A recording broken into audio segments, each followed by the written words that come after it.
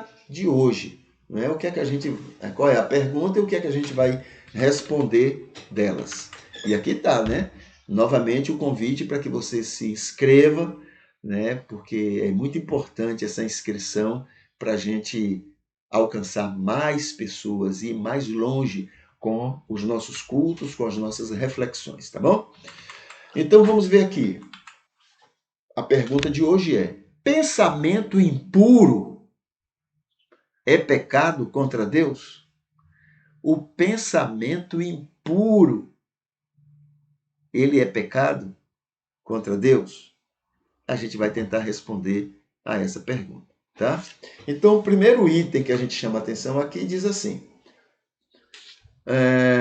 o que se pode pensar como sendo pensamento impuros? O que é pensamento impuro?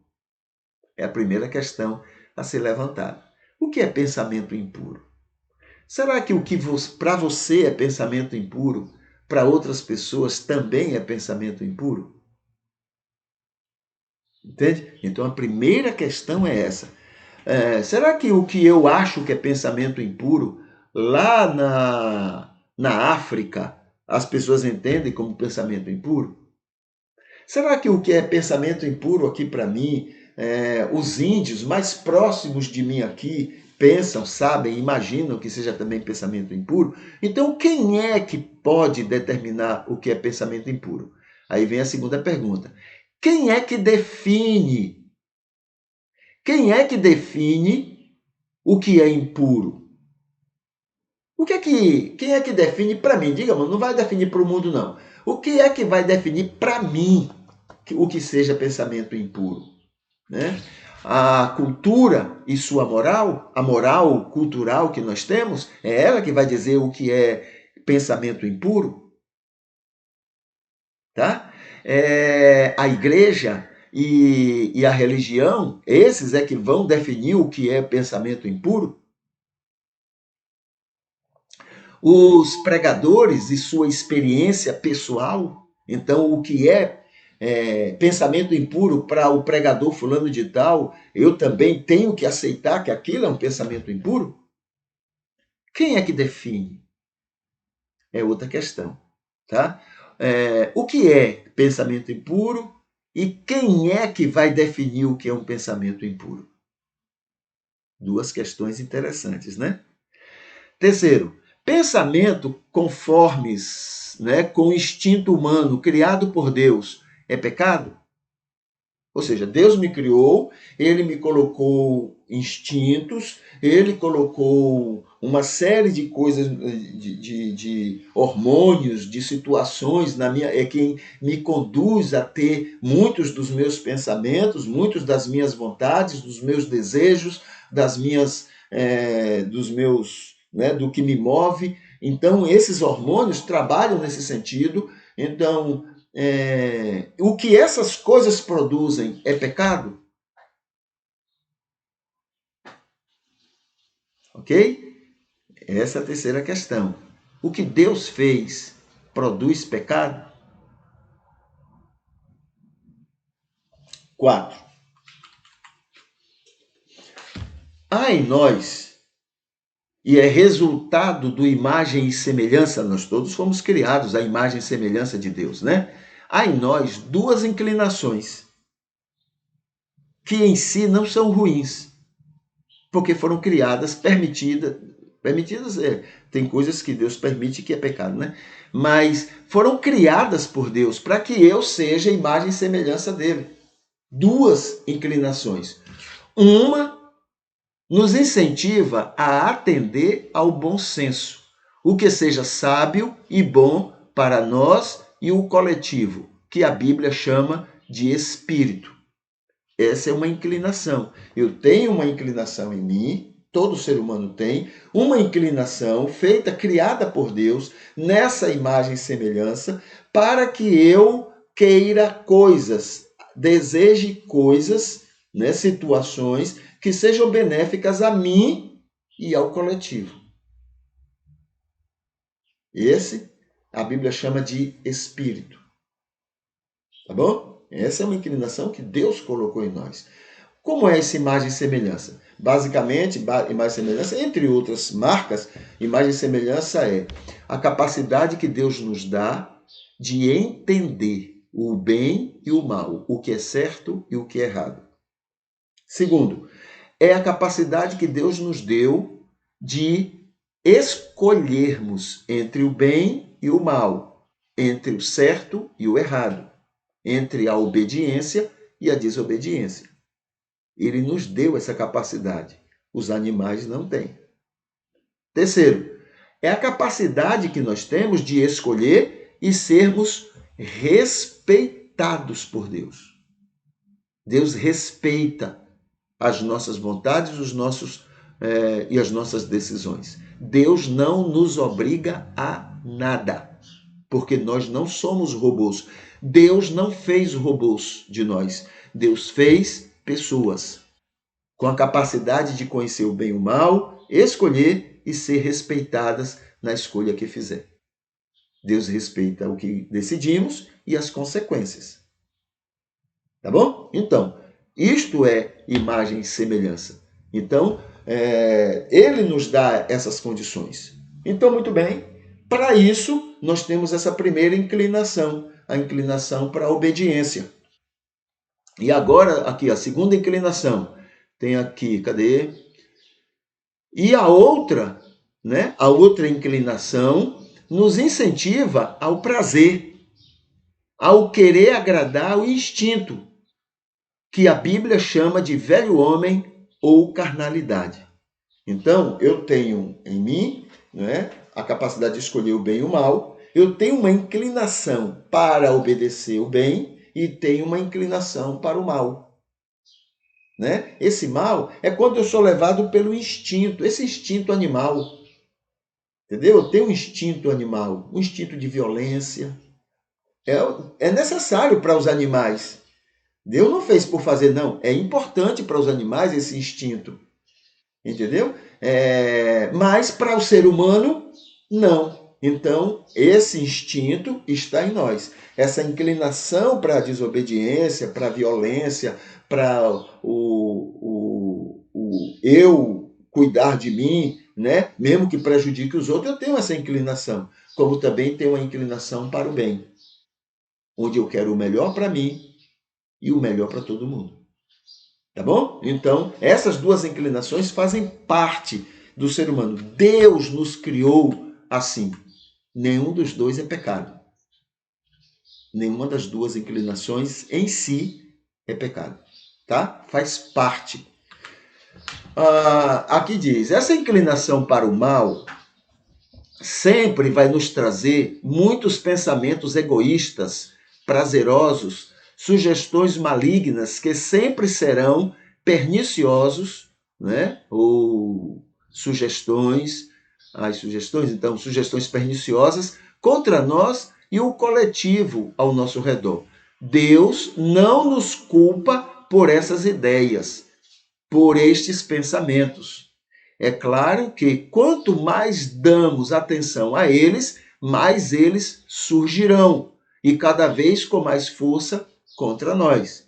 Mas não é ele que é o culpado, não é ele que é ruim, não é ele que é mau, né? Essa inclinação para o mal faz parte disso que fomos constituídos.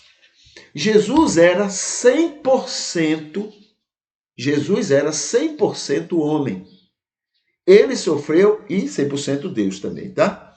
Ele sofreu de verdade todas as perseguições e tudo que o julgamento e a crucificação lhe trouxe. Ele sofreu tudo como homem. Ele sofreu a morte física, fome e sede como qualquer pessoa. E nas tentações, no deserto, na palavra de Pedro, para não ir a Jerusalém, e outros momentos, ele foi tentado também muitas vezes. Não somente nessas duas vezes, né? Demonstra, claro, que teve também esses tais pensamentos que consideramos impuros. Nós consideramos impuros. Mas que, na verdade, são naturais quando se tem o velho homem, quando se tem a opção para a desobediência. Entende? Então são pensamentos normais. Não há maldade, não é ele que é ruim. Isso faz parte dessa condição que Deus nos criou. E Deus não cria nada mal feito. É por isso que somos pessoas, porque nós temos a opção de não sermos bons. Quando a Bíblia afirma que ele foi obediente até a morte, Jesus, né, foi obediente até a morte, está dizendo que ele venceu muitas vezes a tentação de fugir dela, de encontrar meios para não chegar à cruz. Assim também como qualquer ser humano, ele venceu todas as tentações e todos os pensamentos contrários ao seu bem e ao bem coletivo. Ele venceu. Ele tinha as opções e ele venceu. Porque se ele não tivesse a opção de ser ruim, ele não teria vencido. Por que não teria vencido? Porque não teve essa opção. Mas ele tinha a opção. Quando ele disse, Pai, passa de mim esse cálice, ele estava numa luta com essa opção de obediência. Entendeu? Passa de mim, Senhor, esse cálice, mas seja feita a tua vontade. Então, é uma luta, né, contra pensamentos impuros, digamos assim. Desobedecer a Deus. Né? 8. Portanto, todo ser humano foi criado à imagem e semelhança de Deus. Assim, todos têm a capacidade de conhecer o bem e o mal. Tem a opção para o bem e o mal. E pode escolher entre um e outro e ser respeitado por Deus na escolha que fizer. Então, quando diz assim, eu sou obediente, né? Eu sou obediente, isso é porque eu tive a opção de desobedecer. E eu venci. É por isso que eu sou obediente. Se eu não tivesse a opção de desobedecer, eu não seria obediente. Eu apenas ia atender a um instinto, né, de obedecer. É como a questão dos anjos. O anjo, ele não tem a opção de desobedecer. Ele, então, não pode nem ser chamado de obediente, porque ele não tem essa opção. Dos seres, segundo a Bíblia, dos seres criados por Deus, só o ser humano tem a capacidade de escolher entre o bem e o mal. Entende? 9. Então, o que seria pensamento impuro para Deus e contra Deus? É todo pensamento que incentive a pessoa a rejeitar o convencimento do Espírito Santo. Isso é impuro. A rejeitar o amor e o perdão de Deus à sua condição de pecado. Para Deus, só este é um pensamento impuro. Então, o que é um pensamento impuro para Deus? Não para minha religião, não para mim, não para minha sociedade, não. O que é impuro para Deus? É quando eu estou diante do convencimento do Espírito. O Espírito me convence que eu sou pecador. O Espírito me convence que eu sou desobediente ao Senhor, que a minha vida não pertence a Deus, que eu estou mais ocupado em desagradar a Deus do que a obedecer a Deus. O Espírito me convence disso. Então, no momento que eu crio pensamentos para rejeitar isso, para dizer, não, é coisa da minha cabeça, nada disso. Eu sou uma pessoa boa, né? Eu não sou ruim, eu não sou pecador. Pecador é fulano que faz isso, isso e isso. Então, toda vez que eu crio pensamentos para me tirar dessa responsabilidade de me submeter ao Espírito, então este é um pensamento impuro para Deus. Porque é o pensamento que está criando argumentos para eu não fazer o que ele gostaria que eu fizesse. Porque o único pecado que não pode ser perdoado é o da rejeição. Todo pensamento que me leva a rejeitar isso que o Espírito está fazendo é um pensamento impuro para o Senhor Deus. Tá bom? E 10º, quando uma pessoa se submete a esse convencimento do Espírito, então este mesmo Espírito, segundo os trâmites da graça, né? Como é que a graça funciona? segundo os trâmites da graça, opera o arrependimento e a conversão nessa vida. Fazendo isto, a pessoa vai ter menos atenção e alimento ao seu velho homem. E estes pensamentos todos, que consideramos impuros, irão cada vez menos surgir, cada vez menos estarão sendo lembrados. Então, a pergunta: pensamentos impuros, né? É pecado contra Deus? Pensamentos impuros que Deus considera impuro é pecado contra Deus. E é pecado imperdoável. Tá? Quais são os pecados impuros para Deus? Não para a minha religião, não para esse coração cheio de preconceitos e cheio de invenções que as religiões já criaram no meu coração, né? Mas para Deus, qual é o pecado, porque quais são não, qual é o único pecado impuro que Deus compreende como impuro? É aquele que me leva, que conduz a pensamentos que me tirem do convencimento do Espírito. O Espírito me convence do pecado, ele quer que eu me submeta a ele para mudar a minha vida e ser agradável a Deus. Todo pensamento que eu tiver me tirando disto, para Deus, é o único pensamento impuro que desagrada a ele.